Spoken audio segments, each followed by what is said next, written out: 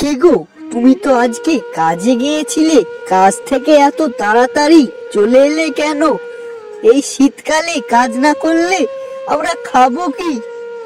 বুঝি গিন্নি, আমি সব বুঝি। কি করব বলো, জমিদার মশাই যে এই শীতে আমাকে কাজ করতে নিতে চায় না। আজ জমিদার মশাইয়ের পা ধরে আকুতি মিনতি করলাম, তবুও জমিদার মশাই আমার একটি কথাও শুনলো না। বললো তোকে আমি কাজে নিতে পারবো না। এইভাবে চললে যে আমরা অল্প দিনে না খেতে পেয়ে মরে যাব গো। কি আর করা যাবে, সবই ঈশ্বরের লীলা। তুমি বসো, আমি উনুনে ভাত চাপিয়ে রেখেছি, সেটি দেখি।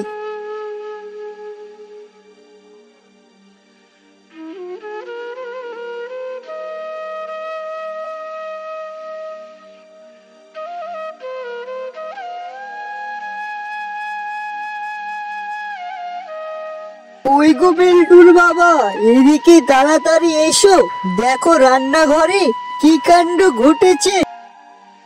কি হলো গিন্নি, এত চেঁচামেচি করছো কেন?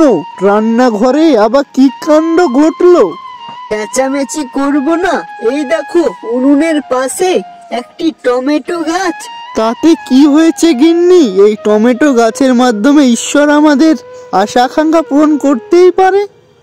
সেটাই যেন হয় গো, তোমার মনস্কামনা যেন পূর্ণ হয়।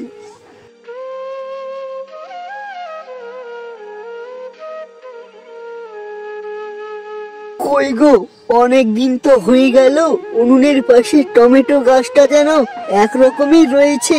তোমার আশা আকাঙ্ক্ষা কি পূরণ হবে না?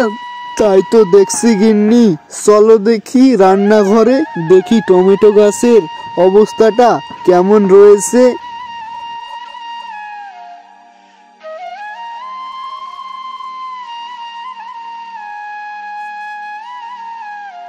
কি বলেছিলাম গিন্নি, দেখেছো? ঈশ্বর আমাদের ওপর মুখ তুলে তাকাইছে। এই টমেটো বেচে আমরা অনেক টাকা ইনকাম করব। তাই তো দেখছি গো, তোমার কথা যে একেবারে সঠিক হইয়া গেল। বুঝলে গিন্নি, সবার পরে বিশ্বাস চলে গেলেও ঈশ্বরের ওপর বিশ্বাস চলে যেতে দিও না। হ্যাঁ গো হ্যাঁ, তোমার কথা আমি সব সময় মনে রাখবো। কিছুদিনের মধ্যে বিনোদ টমেটো বেচে অনেক বড় লোক হয়ে গেল এবং একটি মস্ত বড় বাড়ি তৈরি করলো।